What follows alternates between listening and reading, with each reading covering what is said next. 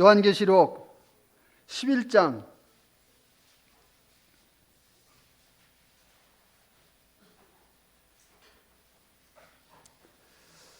다 읽어보면 좋은데 11장 1절 말씀부터 5절 말씀까지만 읽어드리겠습니다. 또 내게 지팡이 같은 갈대를 주며 말하기를 일어나서 하나님의 성전과 제단과 그 안에서 경배하는 자들을 측량하되 성전 바깥마당은 측량하지 말고 그냥 두라. 이것은 이방인에게 주었은즉 그들이 거룩한 성을 42달 동안 짓밟으리라. 내가 나의 두 증인에게 권세를 주리니 그들이 굵은 베옷을 입고 1260일을 예언하리라. 그들은 이 땅의 주 앞에 서 있는 두 감람나무와 두 촛대니 만일 누구든지 그들을 해하고자 하면 그들의 입에서 불이 나와서 그들의 원수를 삼켜버릴 것이요 누구든지 그들을 해하고자 하면 반드시 그와 같이 죽임을 당하리라.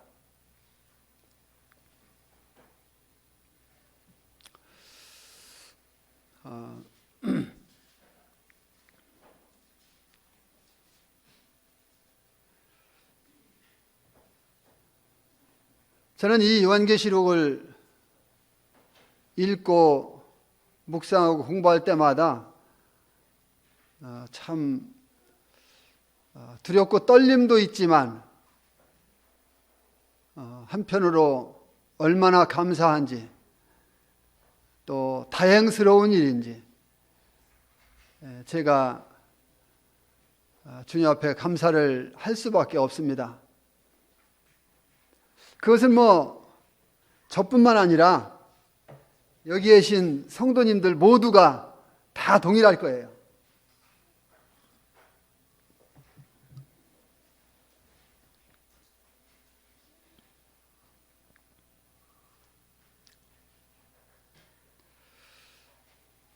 구약의 말씀을 보게 되면은 어떤 일이 하나님 앞에서 잘못되어지면 그것에 대해서 때로는 즉각적으로,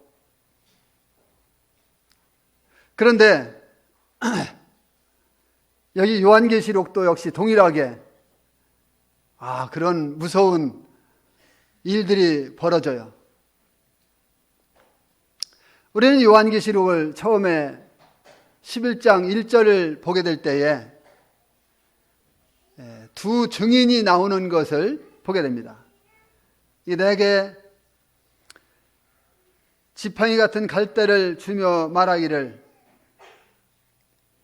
일어나서 하나님의 성전과 제단과 그 안에서 경배하는 자들을 측량하되.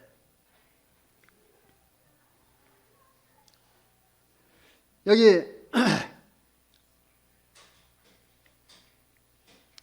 지팡이 같은 갈대를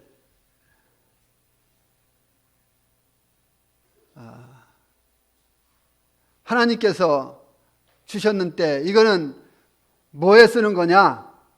측량하는 데 쓰는 것이라고 말씀하고 있습니다. 측량한다고 하는 것은 보호한다, 보존한다 이런 의미를 갖고 있습니다. 우리가 지금 생각할 때에 측량하면은 이렇게 구역을 재고 이거는 여기서 여기까지 우리 땅이고 이런 데 생각하잖아요. 그런데 거기에서 또 더 깊이 들어가 보면은 재는 이유가 왜 잽니까? 내 땅은 내가 보호하고 내가 보존해야 되기 때문에 그렇잖아요. 그래서 여기에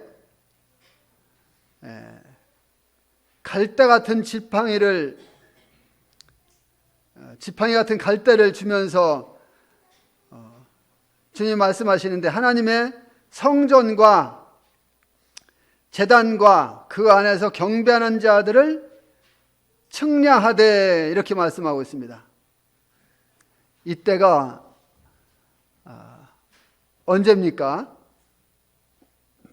이때는 한 일해의 중간쯤 되는 것입니다. 그러니까 7년대 환란의 중반부가 되는 것이죠. 그래서 여기에 성 밖에 있는 자들에 대해서는 청량하라는 이와 같은 메시지가 주어지지 않았다 하는 것을 보게 되죠. 왜 그렇습니까? 거기는 이방인에게 주었기 때문에 그런 것입니다. 7년대 환란 중반 후 3년 반에, 그러니까 42달 동안 이방인들이 그 성을 짓밟을 것이기 때문에 청량하라고 하는 이와 같은 말씀을 주님이 하고 있지 않습니다. 그러니까 청량하는 데서부터 제외가 되는 이와 같은 구역이 되겠습니다. 누가복음 21장 24절 가서 보게 되면은 그들이 칼날에 죽임을 당하며 모든 이방에 사로잡혀 가겠고 예루살렘은 이방인의 때가 차기까지 이방인들이 짓밟을 것이라고 말씀해 주셨습니다. 여기 1절에 성전의 제단이 나옵니다. 이 성전의 제단이 나오는 것은 하나님을 경배하는 자들이 하나님께 나아갈 수 있는 근거가 되는 거예요. 왜 그렇습니까? 그것은 바로 십자가에서 피 흘려 죽으신, 우리를 위해서 제사 지내신 예수 그리스도를 의미하고 있기 때문에,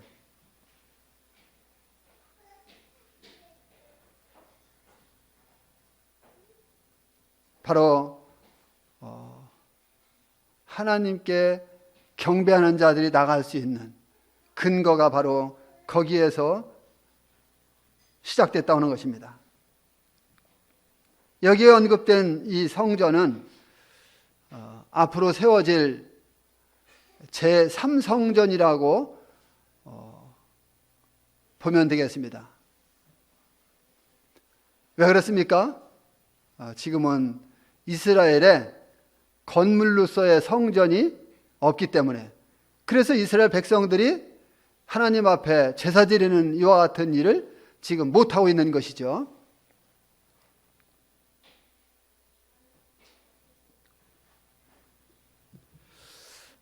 이 성경의 성전들을 역사적 순서를 통해서 대강 생각해 보게 되면은 이 성전에 대해서, 이와 같은 말씀에 대해서 더 도움이 되고 잘 알 수가 있습니다. 우리가 생각할 수 있는 것은 처음에 뭡니까? 아벨에 대해서 한번 생각해 볼 수 있죠.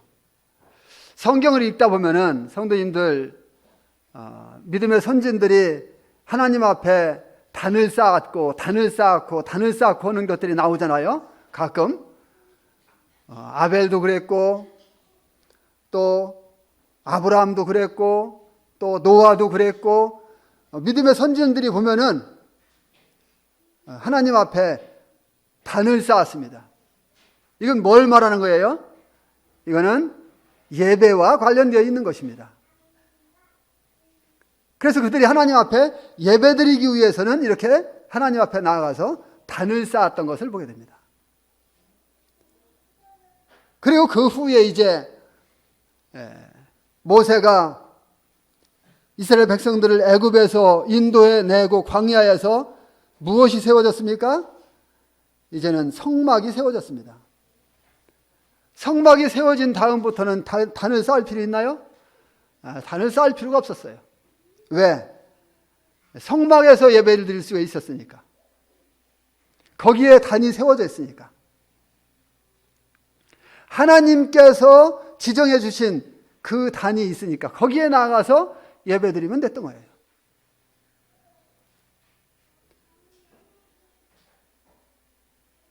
그리고 많은 세월이 흐르고 난 다음에 어떻게 됩니까? 이제 다윗이 성전을 짓기 위해서 하나님 앞에 기도하는데 하나님께서 다윗에게 너는 피를 많이 흘린 자이기 때문에, 왜? 다윗은 전쟁을 통해서 많은 피를 흘렸어요. 너는 피를 많이 흘린 자이기 때문에 성전, 이 거룩한 성전을 지을 수가 없다. 그래서 다윗에게는 성전을 지을 수 있는 재료를 준비하는 데 만족하도록 해주셨어요. 다윗은 그것에 만족할 수밖에 없었습니다. 그리고 나서 어떻게 합니까? 아들 솔로몬에게 성전을 짓도록 하나님께서 맡기십니다.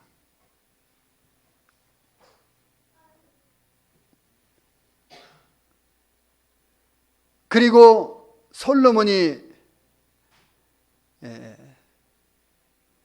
성전을 지었는데 그것이 바로 열왕기상 6장 38절에 나오는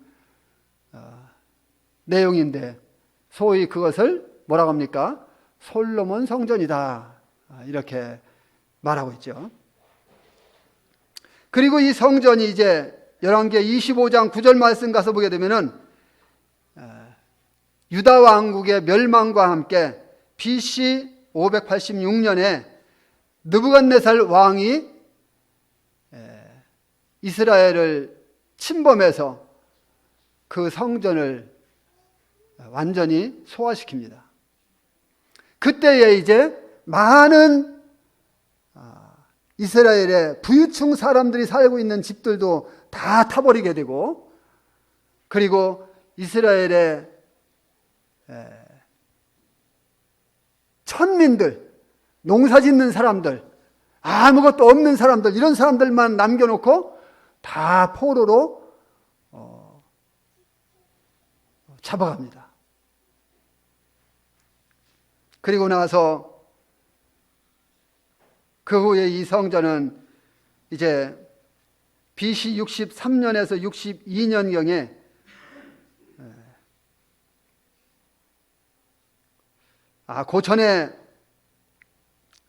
그 전에 이제 바벨론이 멸망을 당하게 되고, 그리고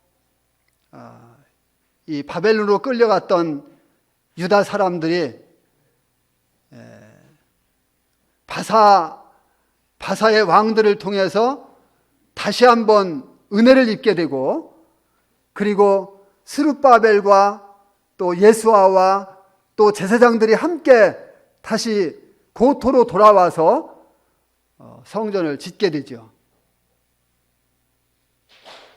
그 성전이 바로 스룹바벨 성전이라고 말씀하십니다.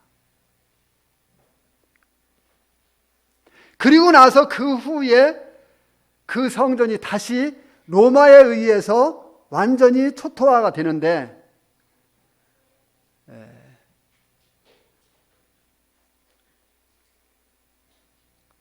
BC 20년경에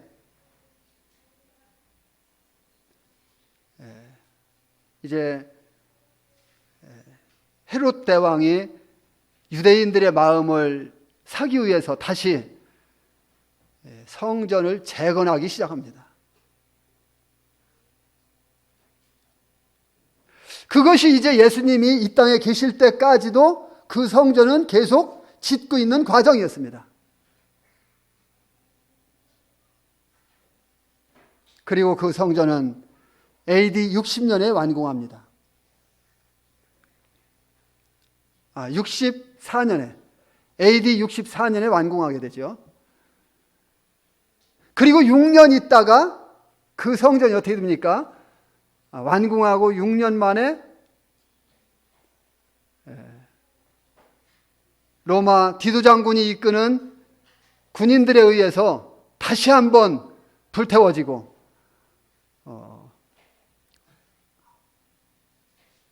원래는 로마 디도 장군이 성전을 불태우지는 마라, 이렇게 지시를 했다고 그래요. 그런데 군인들이 불태워가지고 돌 사이로 흘러들어간 그물 캐기 위해서 완전히 그 성전 돌을 다 드러내는, 부셔버리는 이와 같은 과정이 진행됐는데, 마가복음 말씀에서 주님이 예언하신 대로 13장인가 예언하셨죠? 주님이 예언하신 대로 돌 하나도 돌 위에 남지 않고 다 무너질 것이다 하는 이와 같은 말씀이 응하는 것을 보게 되죠.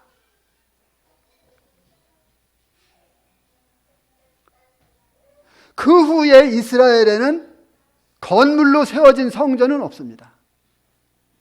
그 후에 성전이 세워지지 않았으니까.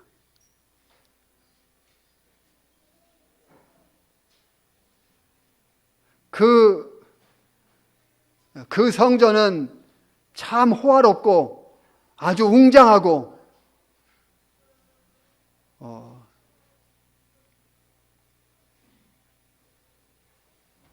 안뜰이 있고, 그러니까 안마당이 있고 바깥마당이 있고, 이와 같은 아주 상당히 규모가 넓은 이와 같은 성전으로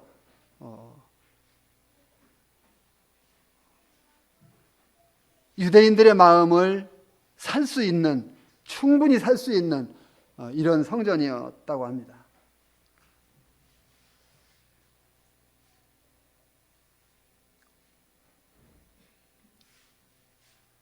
그런데 지금은 그리스도의 몸인 성전이 이 지상에 존재하죠.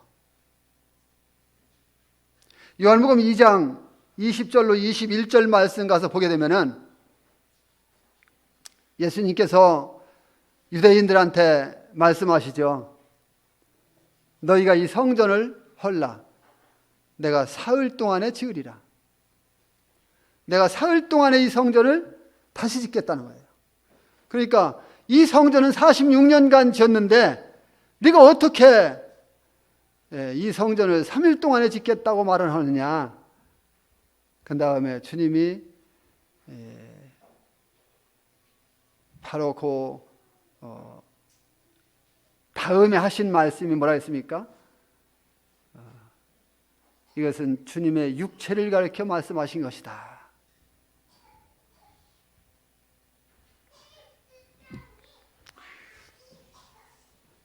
그리고 고린도전서 3장 말씀 가서 보게 되면은 이제 성전을 무엇 보고 성전이라고 합니까? 교회 보고 성전이라고 합니다. 이 건물을 말하는 것이 아니고 예수 그리스도를 믿은, 다시 말해서 성령님을 마음 가운데 영접한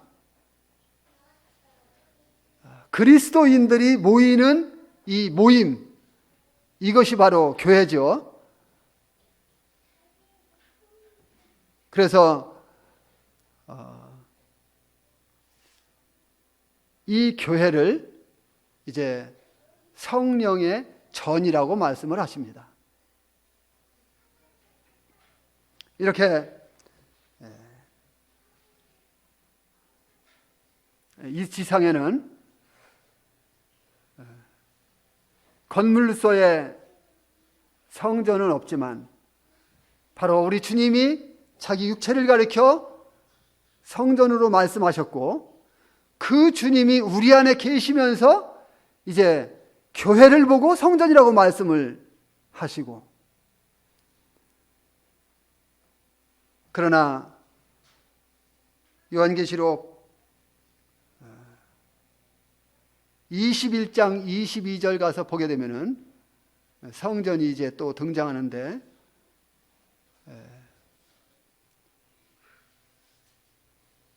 해와 달이 쓸데없는, 비침이 쓸데없는 우리 주님이 빛이시고 우리 어린 양 되신 예수 그리스도가 성전이시다 하는 것을 말씀해 주시고 있습니다. 자, 이제 다시 11장 2절 말씀 가서 보게 되면은 여기 성전 바깥마당은 측량하지 말고 그냥 두라 하는 명령을 받습니다. 성전 바깥마당에는 이방인에게 주었다고 말씀을 하시고 있습니다. 마당의 종류는 두 가지가 있습니다. 바깥마당과 안마당. 안마당은 세 가지로 나눌 수 있는데, 제사장들이 밟을 수 있는 제사장들의 마당이 있고, 그리고 유대인들이 밟을 수 있는 유대인 남자들의 마당이 있고, 또 유대인들이 밟을 수 있는 유대인 여자들이 밟을 수 있는 여자들의 마당이 있습니다. 그래서 제사장들, 유대인 남자들, 유대인 여인들, 안마당은 이렇게 세 마당으로 분류되는 것을 볼 수가 있습니다. 거기에는 유대인들만 들어갈 수 있습니다. 그런데 바깥마당은 어떻습니까? 바깥마당은 이방인들에게 주었기 때문에 이방인의 마당이라고 합니다.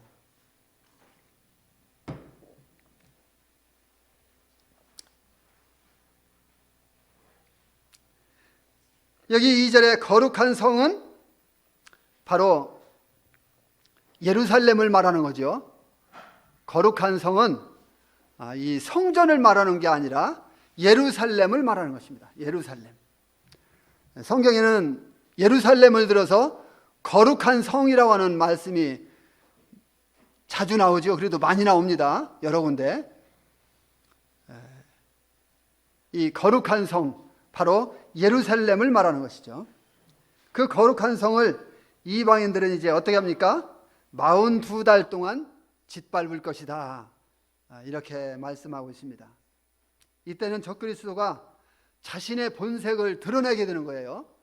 자신의 본색을 7년대 환란 전 3년 반 동안에는 안 드러냅니다. 안 드러내고 숨겼다가 이제 후 3년 반이 시작되게 되면은 자기의 본색을 드러내게 되고, 어떻게 합니까? 그리고 나서 성전에서 예배드리는 것을 못하게 합니다. 오히려 그 성전에 우상을 세우고 우상을 숭배하도록, 우상에게 절하도록 그렇게 강요를 하게 되는 것이죠. 그러면은 하나님께 경배하고 하나님을 섬기던 사람들은 어떻습니까?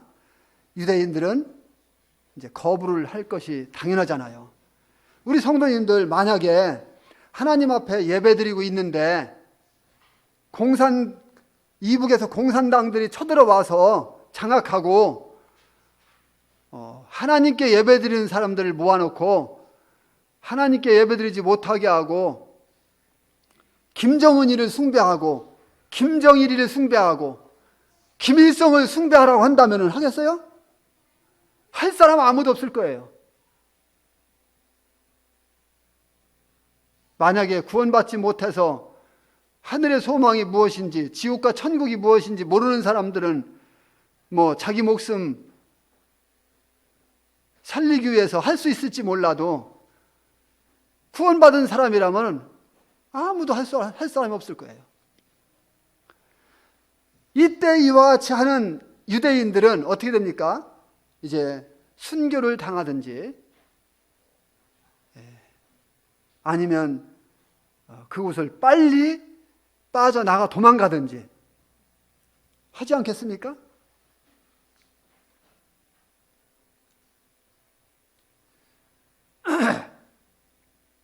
이렇게 엄청난 강요를 당하게 됩니다.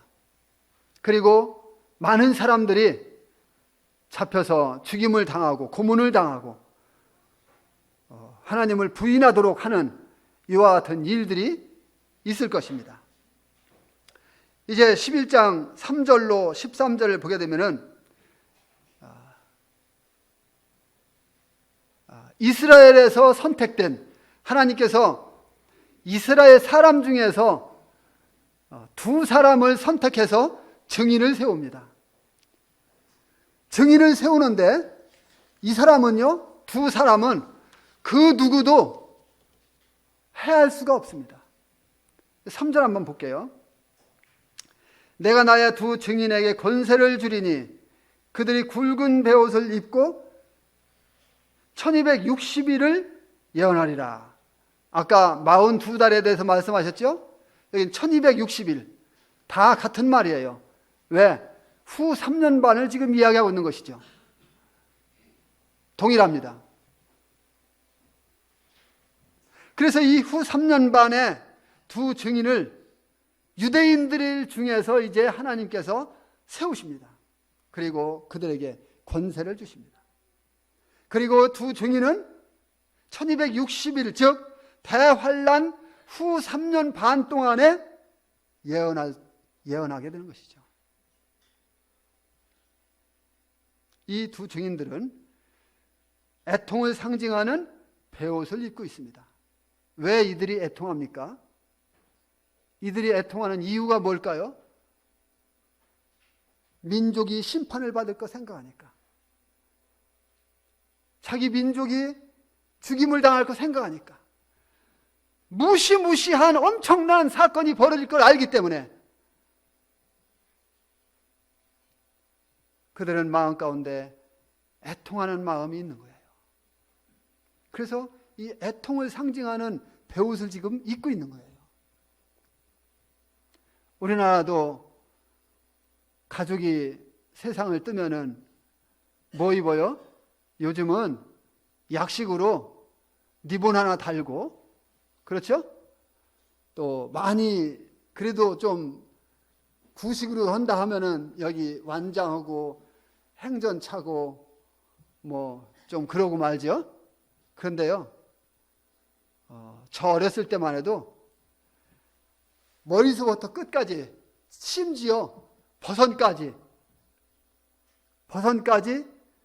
배로 된 옷을 입었어요. 왜? 가족이 죽어서 슬프니까. 뭐 지금 학생들은 모를 수 있죠. 어느 정도 나이가 좀 이렇게 있고 또 연세가 드신 우리 부처님들, 모치님들은 다 아는 사실들이잖아요. 벌써 30분인데요. 오늘 오후 시간은 집회가 없죠. 연중계획 세우기 위해서 오늘 오후 시간은 집회가 없습니다. 그래서 제가 조금 더 시간을 쓰겠습니다. 영상 보느냐고 시간을 많이, 제 시간을 거기다가 뺏겼기 때문에 이해해 주시기 바랍니다.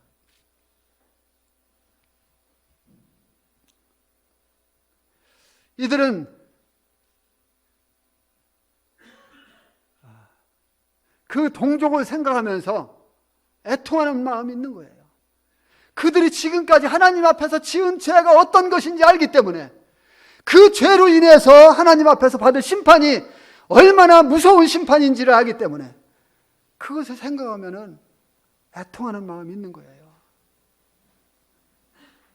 그들이 죽임을 당할 거, 그들이 어떤 고문을 당할 거 다 알기 때문에.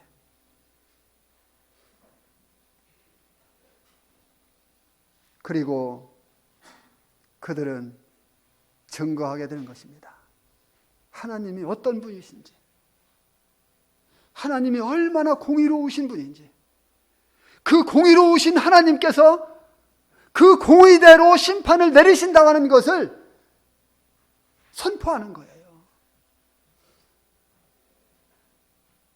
그때 정말 무서운 하나님에 대해서 그들은 겪게 될 거예요.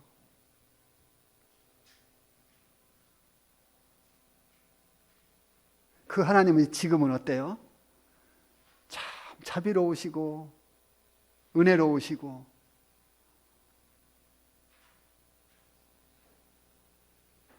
오래 참으시고 인내하시고 또 잘못하는 것도 못 본 것 같이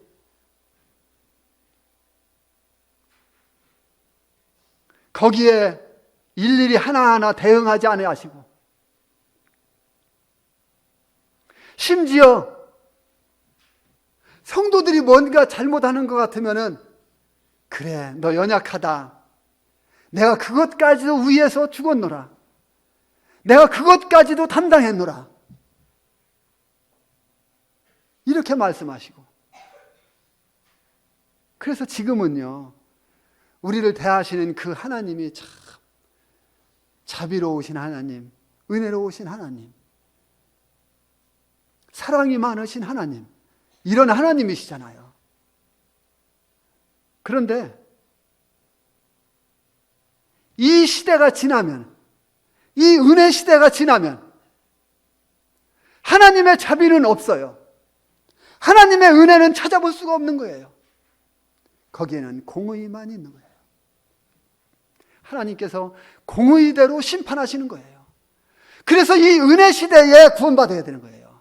가족들이 은혜 시대에 구원받고, 이웃들이 은혜 시대에 구원받고. 어제 저는 구자매님하고 효빈이한테 갔다 왔어요. 효빈이가 누구냐고요? 지난번 수요일 저녁에 한번 나왔었죠. 여기 구자매님 집에 동네에 사는 학생이 있어요. 그 학생이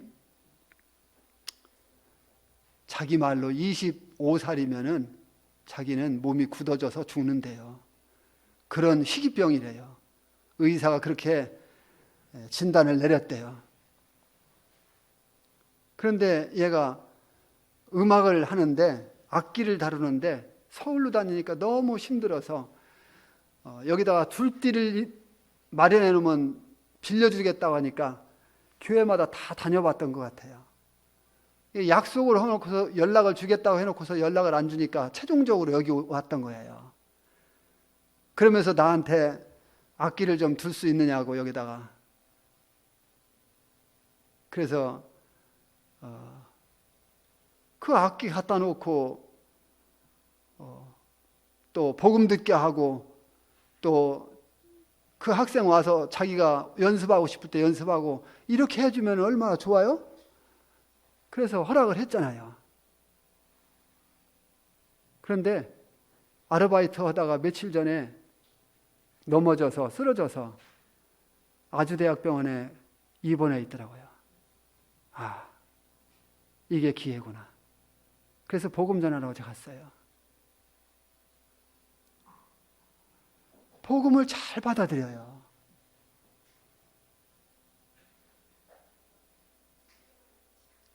그렇게 복음 전할 수 있는 사람들이 좀 많이 생기면 좋겠어요. 여기도 가고 저기도 가고.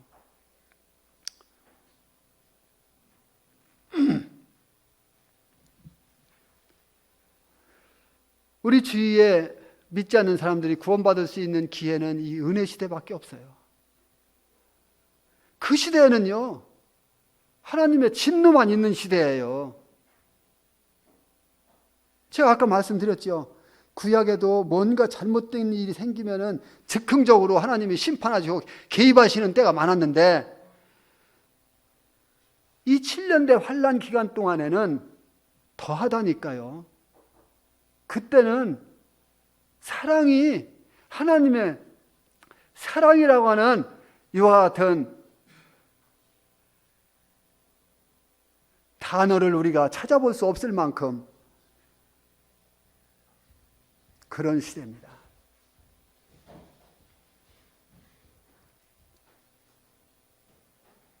그래서 이제 그들은 이 하나님의 무서운 심판, 이것을 선포하는 이와 같은 일을 1260일 동안 하게 될 것입니다.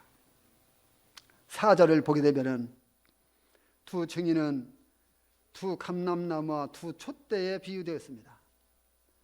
감람나무는 성령님을 상징하지요. 감람나무에서 뭐가 납니까? 기름이 나지요. 이스라엘 백성들은요, 제가 가보니까 감람나무를 안 갖고 있는 집이 없을 만큼 감람나무가 그렇게 그들에게는 생활 자체예요. 삶 자체고. 왜?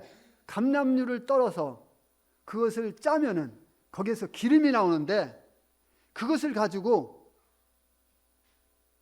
불도 켜고 먹기도 하고 요리도 하고 다 하는 거예요. 그래서 감람나무는 성령님을 상징합니다.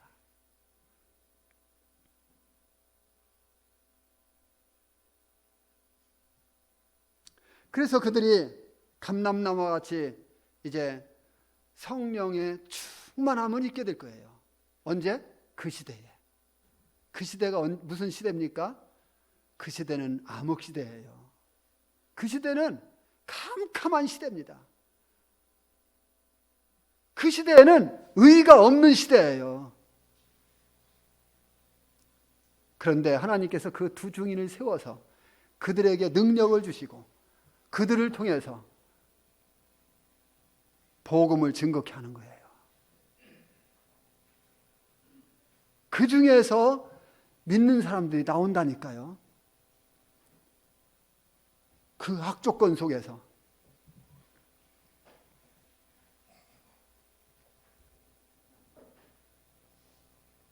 그런데 또 여기에 중요한 것이 있습니다. 이 두 증인이 어디에 서 있습니까? 이 땅의 주 앞에 서 있습니다. 이 땅의 주 앞에. 땅의 주와 세상의 주는 다르지요. 세상의 주는 누굽니까? 사탄 마귀예요. 그런데 땅의 주라고 하는 것은 바로 그들을 위해서 십자가를 지셨던 바로 우리를 사랑하신 하나님의 아들 예수 그리스도를 말하잖아요. 요한복음 12장 31절 말씀 가서 보게 되면은 이제 이 세상에 대한 심판이 이르렀으니 이 세상의 임금이 쫓겨나리라 이렇게 말씀하고 있습니다. 그리고 스가랴서 4장 14절 말씀 보게 되면은 이 계시록에 나오는 땅의 주에 대해서 뭐라고 말씀하냐면 세계의 왕, 만국의 주, 온 세상의 주를 가르쳐주고 있는 것으로 말씀해 주시고 있는 것을 볼 수 있습니다. 그래서 이 두 증인은 이 땅의 주 앞에 서서 세상 사람들을 향해서 증거를 하게 됩니다. 그리고 두 촛대가 있습니다. 이것은 그들 두 사람이 합심해서 하나님을 증거하는 빛을 의미해 주고 있습니다.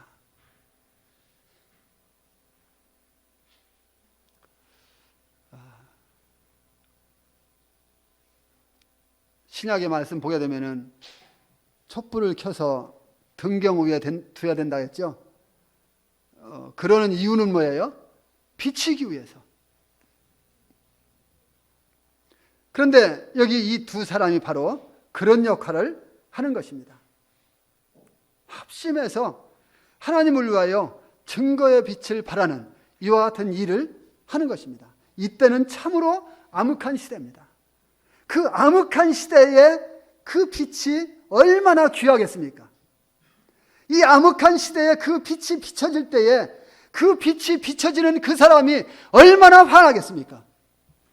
그 빛이 비춰진다고 하는 것은 그 사람들이 증거한 하나님의 말씀을 통해서 하나님께로 돌아오고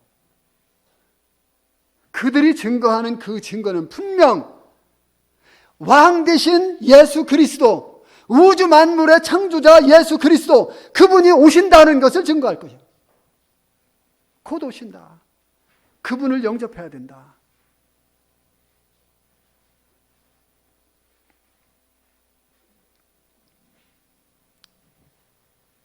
그런 시대에 이 두 사람이 하나님의 영광의 빛을 발하게 되는 것입니다. 여기 두 사람은 이스라엘을 대표하는 것이지 교회를 대표하는 것이 아닙니다. 이스라엘에서 선택돼서 이스라엘을 대표하는 거예요. 자, 이스라엘을 대표하는 이 두 사람, 둘이라는 숫자는 완전수가 아니죠. 그러나 계시록 1장 20절에 가서 보면 교회는 7 금 촛대라겠죠. 7 금 촛대로서 교회는 어떻습니까? 완전하죠. 완전수입니다. 따라서 교회는 일곱 금촛대로서 어떤 모습이어야 합니까? 당연히 교회는 완전해야죠. 그렇죠? 그런데 성도님들, 제가 한 가지 물어볼게요. 교회가 지금 완전한 것 같습니까? 완전한 것 같지 않습니까? 어때요? 예? 괜찮아요. 틀려도 상관없어요.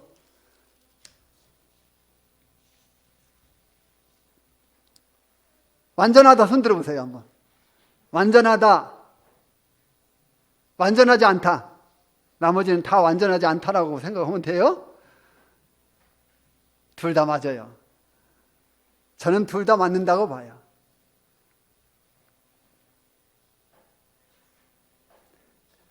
에베소서 5장 26, 27절 말씀 한번 볼게요.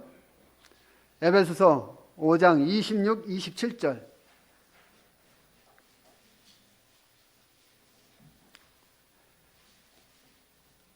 에베소서 5장 26, 27절. 이는 곧 물로 씻어 말씀으로 깨끗하게 하사 거룩하게 하시고 자기 앞에 영광스러운 교회로 세우사 티나 주름 잡힌 것이나 이런 것들이 없이 거룩하고 흠이 없게 하려 하심이라. 자, 여긴 지금 뭐를 말하는 거예요? 교회를 말하는 거예요. 전 이것을 보면서요, 얼마나 주님 앞에 감사가 되는지 정말 감사했어요. 이는 곧 물로 씻어 말씀으로 깨끗하게 하사 거룩하게 하시고 그랬죠?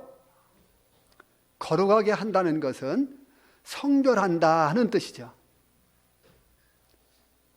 신분적으로 교회는 이미 어떻게 됐어요?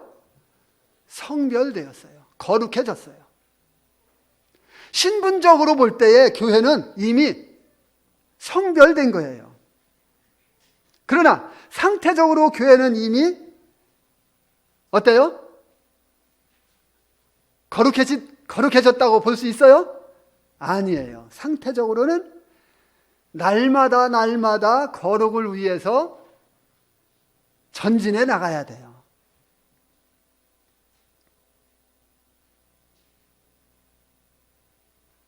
자, 우리 구약에서 보면은 에스더 잘 알죠? 에스더가 왕을 만나기 전에 왕을 만나기 위해서 어떤 일을 합니까? 왕이 봤을 때에, 야, 너는 정말 완벽하다. 너에 대해서 내가 흠잡을 데가 없다. 모든 여인들은 다 저리 가라. 나는 에스더를 택하겠다. 이런 말을 듣기 위해서 에스더가 어떤 일을 합니까? 6개월 동안은 여인들에게만 쓰는 물품을 쓰게 하고 6개월 동안은 그 법대로 쓰는 게 있어요. 그런 것들을 쓰게 하고, 그래서 그런 것들을 쓰면서 그 여인들이 다 그거 썼잖아요. 또 동일하게. 그런데 어떻게 됐어요? 에스더가 당첨이 됐잖아요. 왕 앞에 서기 위해서 자기 몸을 치장하고 그렇게 나갔던 에스더와 같이 교회도 이 세상에서 우리 신랑을 만나기 위해서 계속해서 깨끗해져 가야 돼요. 거룩해져 가야 돼요. 그것을 성경은 뭐라고 말씀해요? 물로 씻어 말씀으로 깨끗하게 하사. 우리가 목욕하는 물 말고, 먹는 물 말고, 말씀의 물로 날마다 씻는 삶을 통해서 말씀은 우리의 잘못된 점들을 깨끗하게 해주시니까 그것을 통해서 교회는 날마다 깨끗해져 가는 이와 같은 삶을 살아야 된다고 하는 것입니다. 그리고 신랑 되신 주님을 만났을 때에 완전한 가운데에서 그때는 궁극적으로 완전한 교회로 나올 거예요. 주님이 그것을 기대하시는 거예요. 우리는 신분적으로 교회가 거룩해졌어요. 완전히 성별됐다니까요. 그런데 살아가는 과정, 상태는 안 그렇잖아요.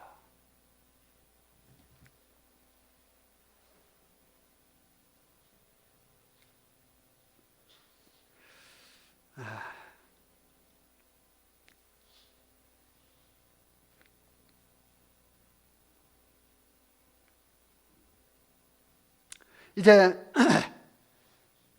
만약에 누구든지 이 두 증인을 해하려고 한다면은 그들은 즉각적으로 심판을 받게 됩니다. 그들은 그들의 입에서부터 나오는 불로 인해서 태움을 당하게 됩니다. 우리가 이것을 보면서 누구를 생각하게 됩니까? 엘리야를 생각하게 되죠. 구약에 있는 엘리야. 열왕기하 1장 10절로 12절 말씀을 보게 되면은 그 앞에 1절부터 쭉 보게 되면은 아하시야 왕이 자기 다락 난간에서 떨어집니다. 그리고 병이 나서 고통을 당하면서 이 병이 낫겠는가? 블레셋 땅에 있는 바알세붑에게 가서 내 병이 낫겠는가 한번 물어봐라 하고 신하를 보냅니다. 그것을 하나님이 아셨기 때문에 하나님이 엘리야를 만나서 엘리야에게 예언할 것을 말씀하시죠. 아니 그래, 이스라엘에 하나님이 없어서 네가 바알세불에게 가서 묻느냐? 네가 네 침상에서 내려오지 못하고 죽을 것이다. 그러니까 아하시야가 기분 좋겠어요, 나쁘겠어요? 기분 나빴겠죠. 그래서 엘리야를 잡아오게 하죠. 엘리야를 잡아오게 하는데 50부장과 50명의 군인들을 보냅니다. 가서 엘리야에게, 산꼭대기 있으니까, 엘리야여, 하나님의 사람 엘리야여, 왕이 내려오라고 합니다. 그래? 내가 하나님의 사람이냐? 그렇다면 내가 하나님의 사람이라면 하늘에서 불이 내려와서 너와 네 50명을 불살할 것이다. 불살라 버리잖아요. 이렇게 구약시대에는 즉각적인 심판도 있다니까요. 그리고 또 보내죠. 또 보냈는데 또 마찬가지로. 물론 세 번째는 겸손하게 나아갔기 때문에 살았지만,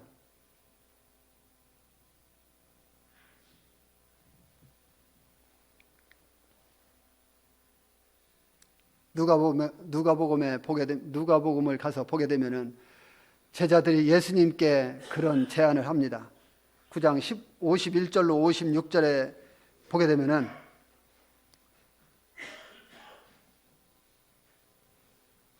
예수님께서 죽을 날이 가까우니까, 십자가에 달리실 날이 가까우니까 결심하시고 성천하실 날이 다가온다고 말씀하시죠. 거기에는 결심하시고 예루살렘을 향해서 가시는데 사마리아로 들어갑니다. 사마리아 사람들이 막어요. 못 들어오게. 왜? 사마리아 사람들하고 유대인들하고는 상종을 않거든요. 너네들이 그러니까 나도 안 받을 거야. 그러니까 요한과 야고보가 예수님께 청하죠. 하늘에서 불이 내려와서 저들 멸하러 할까요? 그러니까 예수님이 뭐라고 그래요? 그들을 꾸짖으시고 가십니다. 왜 꾸짖었을까요? 구약시대에는 즉흥적으로 그렇게 즉각적으로 심판을 하셨지만, 그런 때도 있었지만, 예수님은 생명을 멸하기 위해서 온 것이 아니고 생명을 구원하시기 위해서 오셨기 때문에 그들이 제안하는 것을 예수님 받을 수가 없었던 거예요. 우리가 기도하는데요. 우리가 기도하는데 우리는 이런저런 많은 기도를 하잖아요. 그런데 다 응답받지 못하는 이유가 있어요. 왜? 육신을 위해서 쓰려고 하기 때문에. 나 자신을 위해서. 나는 진짜 하나님 영광을 위해서 쓰려고 했었는데 아니에요. 어딘가 모르게 내가 모르지만 하나님은 아시는 그런 것이 있었기 때문에 응답이 안 될 수도 있는 거예요.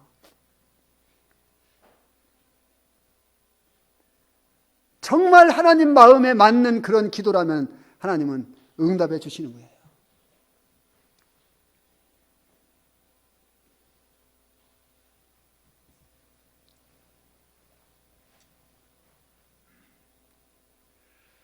두어청이는 지금 이 은혜 시대에 우리가 예수 그리스도의 십자가의 복음을 전하는 것 마냥 그런 복음을 증거하지는 않았다.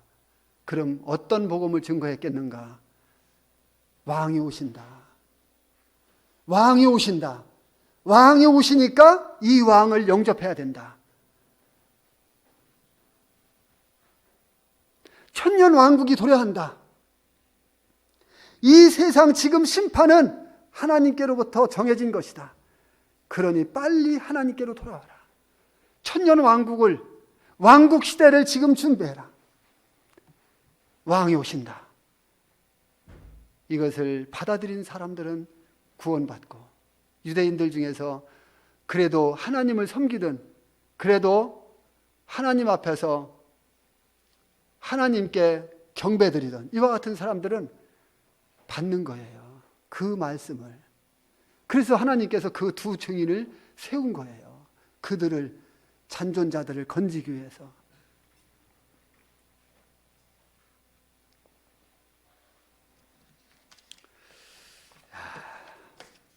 다음에 또 주님 허락하시면 함께 말씀을 나누겠습니다.